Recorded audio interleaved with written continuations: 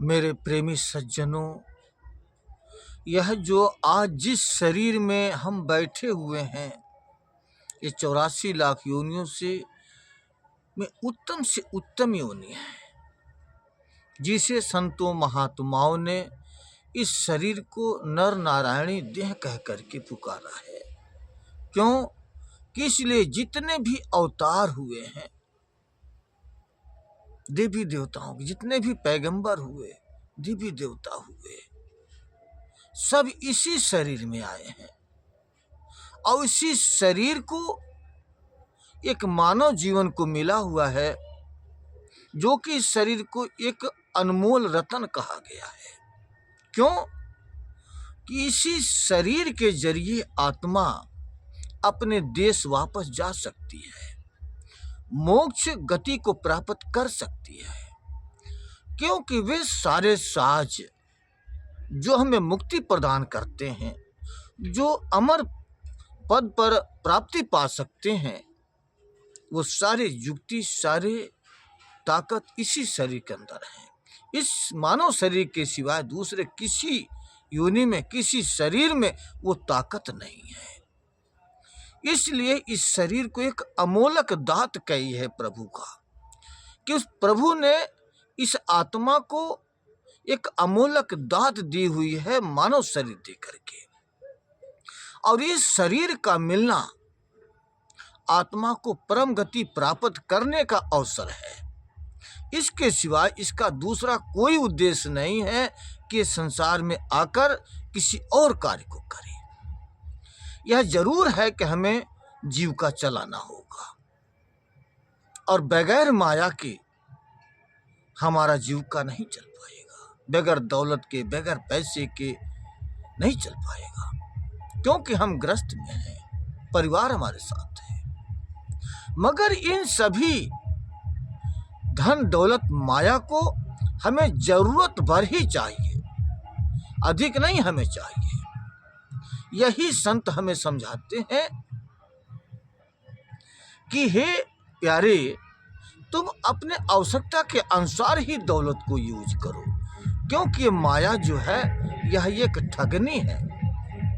यह इंसान को संसार में फंसा कर रखने का कार्य करती है। इसलिए कबीर साहब कहते हैं कि साईं इतना दीजिए जामे कुटुंब समाए, मैं भी भूखा ना रहूं संत ना भूखा जाए। यही संतों ने कहा कि इतना हमें चाहिए ताकि हमारे नमक रोटी मिलता रहे समय से, और आए हुए मेहमान संत जन रिश्तेदार मेहमानों को भी आहार मिल सके। हमें गठरी नहीं बांधना कि हमारे नाती पोता तक परपोता तक हमारे खाते पे इतना हम दौलत पैदा कर दें। जो भी जीव आता है अपना अंश लेके आता है, वो मालिक खुद उसे आहार देगा। हमें सबका जिम्मा नहीं लेके जीना है, उतना हमें प्राप्त हो ताकि हमारा जीविका चल सके। धन दौलत इकट्ठा हो इसका कोई जरूरी नहीं है, जितना ही हम धन इकट्ठा करेंगे उतना ही हम माया में फंसते जाएंगे। इसलिए इस शरीर का मिलना एक मालिक का सुमिरन भजन बंदगी, उनकी संतों महात्माओं की सेवा, मालिक का गुणगान और सतगुरु की सेवा करना ही हमारा धर्म बनता है। इसीलिए हमें मानव जीवन मिला हुआ है। लेकिन हम क्या करते हैं कि हम संसार के दौलत को जोड़ने में लगे हैं, इसे बटोरने और सहेजने में लगे हुए हैं, और इतना अधिक हम धन इकट्ठा कर लेना चाहते हैं ताकि हमारा जीवन क्या, हमारे बच्चों का, हमारे पोतों का, हमारे परपोतों का, सबका जीवन सुखमय से निकले, किसी के आगे हाथ न पसारना हो। हमारे अंदर ऐसी सोच रहती है, और इस सोच को पूरा करने के लिए हम अपने ईमान को नहीं देखते, हम दूसरों को दुख दर्द को नहीं देखते। दूसरे को भले ही पीड़ा हो, दर्द हो, दुख हो, मगर उससे हमारा स्वार्थ पूरा होना चाहिए। हम उसके कमाई का हिस्सा बंटवा लेते हैं पैसा दे करके, किसी उसके समय में अगर हम खड़े भी हुए तो उसका ब्याज दे करके या आधे पर्दे में उसकी फसल खरीद करके, चाहे जैसा भी हमारे अंदर हमारा तुक लगता है, हमारा जैसा ही दांव लगता है, हम अपने दांव से चूकते नहीं हैं और उसका धन शोषण पे हमारे निगाह होता है। परमार्थ का और परोपकार का तो हमारे अंदर भावना पैदा ही नहीं होता कि निस्वार्थ रूप से इसकी मदद कर दे, ये हमारे अंदर पैदा नहीं होता। और अधिक से अधिक हम धन दौलत को खींचना चाहते हैं और लेना चाहते हैं, और मन की चाहत इतनी हमारी बढ़ती जाती है कि हमें शुद्ध शाकाहार भोजन लेना तो मुश्किल ही पड़ गया है। हमें तो मांस जरूर चाहिए, चाहे वह मांस चाहे जैसा भी हो, गोरू जानवर का हो, भेड़ बकरे का हो, मछली का हो, मुर्गा का हो, बकरी का हो, भेड़ हो, गाय हो, भैंस हो, सांप गोजर बिच्छू जो भी है। संसार का कोई भी ऐसा जीव नहीं है जो इंसान न खाता हो। इतना हमारी इंसानियत गिर गई कि हम अपने जीभ के स्वाद के लिए हम दूसरों को बांध कर रखते हैं, पाल कर रखते हैं, जब चाहते हैं उसके गले पर छुरी चला देते हैं, मार देते हैं, और उसका मांस का हम व्यापार करते हैं और मांस बनाकर खा जाते हैं। हमें जरा भी फिक्र नहीं कि हम भी एक मांस, चमड़े और हाड़ के अंदर ही हम भी प्रवेश हैं, हम भी, हमारा भी मांस है, लेकिन हम अपने मांस की तो हिफाजत रखते हैं और दूसरे के गले पर छुरी चलाकर उसका बोटी बोटी मांस काट कर हम बेच देते हैं और बना के खा भी जाते हैं।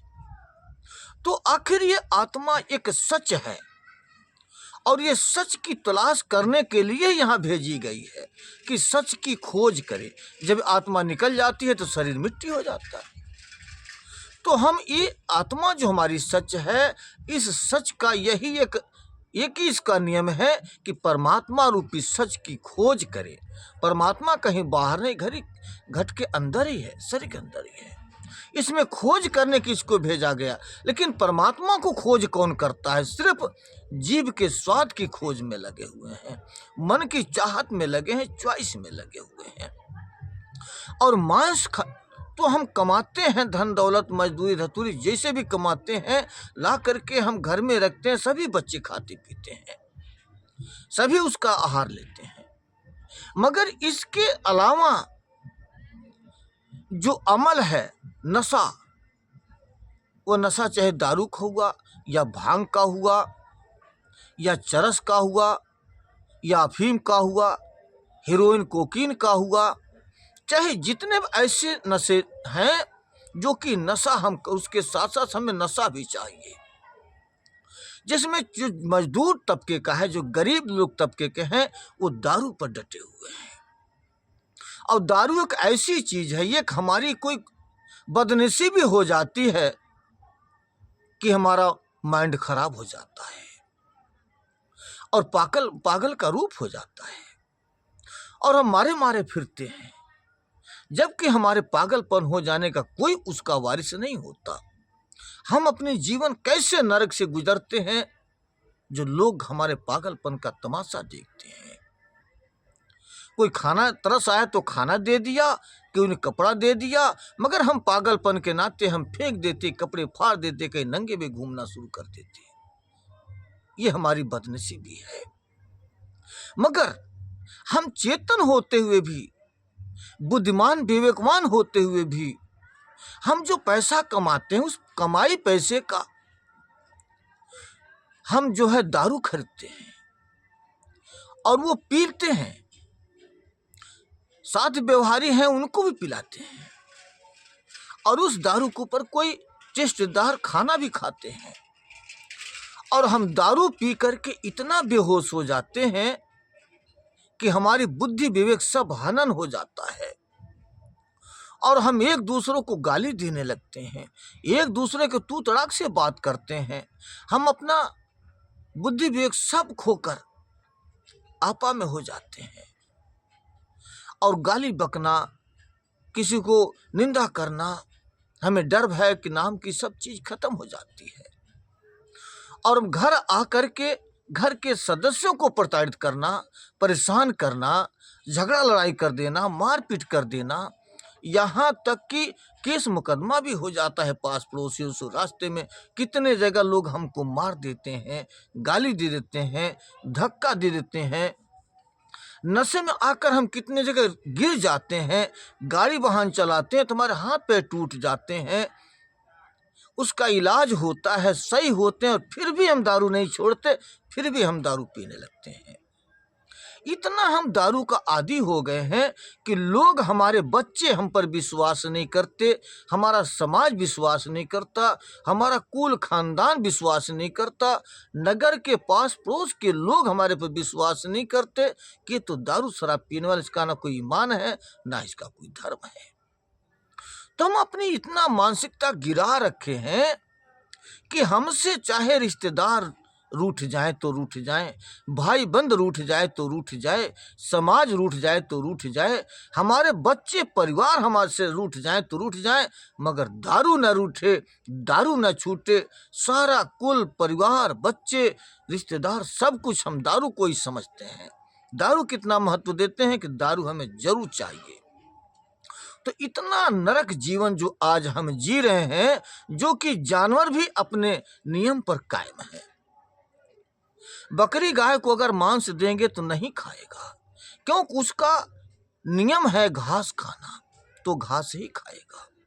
मगर इंसान के लिए अनाज, साग सब्जी, मेवा, मिष्ठान, फल फ्रूट, दूध, दही सब कुछ बनाया गया है खाने के लिए, मगर उसके ऊपर ये खाद्य तो सब कुछ खाता, मगर मांस जरूर चाहिए, दारू जरूर चाहिए। ऐसी जिंदगी हमारे जीने का क्या फायदा रहा? कैसी जीवन हम जी करके अपना जीवन नरक बना लेते हैं, और हमारा विश्वास ना घर में रह जाता है, ना बाहर से रह जाता है, ना ही हमारी कोई इज्जत होती है, ना हमसे हमारी कोई कदर होती है। तो ऐसा हम नरक जीने का जो हम जीवन जो हम जी रहे हैं, जो इंसानियत नाम की चीज ही नहीं है, तो क्या हमारी ये ऐसी हमारी मानसिकता होनी चाहिए, ऐसा ही हमारी चेतना होनी चाहिए, ऐसा ही हमारा बुद्धि और विवेक होना चाहिए? इतना गिरी हुई जिंदगी जो हम जी रहे हैं, तो क्या हमारी ये इंसानियत है? इन सभी चीजों से ऊपर उठने का हमें प्रयास करना चाहिए। और हम बुद्धि विवेक वाले हैं, हम चेतन हैं, हमसे कुछ भी नहीं, चलो ये जितने भी अमल है नहीं छूटता है, ठीक है, मगर अब से अगर हमें हमारे अंदर चेतना जाग रही हो तो हमें संतों महात्माओं का सत्संग पकड़ना चाहिए, सत्संग में हमें जाना चाहिए। ये जरूरी नहीं कि हम शाकाहार रहेंगे तभी सत्संग में जाएंगे, हम सुरती, बीड़ी, गांजा, दारू, अफीम जो भी खाते हैं, मगर हम सत्संग में जाएं। हो सकता है कि उस कुल मालिक की रहमत हो जाए, उसकी हमारे पे दया हो जाए, और जो हमारा विश्वास टूट गया, जो लोग हमें गिरी नजर से देख रहे हैं, जो हमारा सम्मान खत्म हो गया, हो सकता है कि मेरा वापस हो जाए। ये संतों की दया है, उस कुल मालिक की दया है। और जो हमने जीवन जो गुजार दिया, नहीं मिला, जो लोग हमसे नफरत करते रहे, उस पर हमें न ध्यान देकर के अगला बचा हुआ जीवन को हमें सफल बनाने की कोशिश करना चाहिए। यही संतों ने कहते हैं कि जो दिन गया सो जान दे, मूर्ख अजहू चेत, कहता पलटू दास है, कर ले हर से हेत। अभी भी बची जिंदगी हमें अपना सफलता की तरफ रुख को मोड़ देना चाहिए, संतों महात्माओं का शरण पकड़ना चाहिए, उनके विचार को सुनना चाहिए, ताकि हमारा जीवन सफल हो सके। अभी कुछ बिगड़ा नहीं है, अभी भी हमारा खोया हुआ सम्मान, खोया हुआ विश्वास वापस आ सकता है, जीवन हमारा सफल हो सकता है, हमारे बच्चे, हमारे परिवार हम पर विश्वास कर सकते हैं। सिर्फ हमें अपना रुख मोड़ना है, संसारिक सभी च्वाइसों से निकालकर सत्संग से जोड़ना है। सत्संग एक ऐसा निर्मल जल है कि अनेकों गुनाहों को धोकर वो निर्मल बना देता है। इसलिए हमें सत्संग में जाना चाहिए। अपने जीवन को सार्थक बनाने के लिए संतों महात्माओं के उपदेशों पर चलकर उनका उपदेश सुने, उनके उपदेश को ग्रहण करें। धीरे धीरे जैसे आप जाएंगे, खुद ही खुद आपके अंदर से उस सदगुरु की दया जब रहमत होगी, आप ऑटोमेटिक अपने विचारों में बदलाव लाने लग जाएंगे, आपको सफलता मिलेगा और फिर खोया हुआ सम्मान आपको प्राप्त मिले होगा। आपका जीवन सफलता की तरफ बढ़ता जाएगा और एक दिन आप महानता में बदल जाएंगे, महान बन जाएंगे और लोग आपको सलूट मारेगा, चाहे बंदगी बोलेगा, राम राम बोलेगा, नमस्ते बोलेगा, प्रणाम करेगा, क्योंकि आपका परिवर्तन हो गया, आप महानता में आ जाएंगे। तो इसलिए आज हमें अपने आप को पलट देना है, संसार के तरफ से हटाकर संतों के तरफ पलट देना है रुख को। हमारी जिंदगी में जीवन सफल हो जाएगा। धन्यवाद साहिब।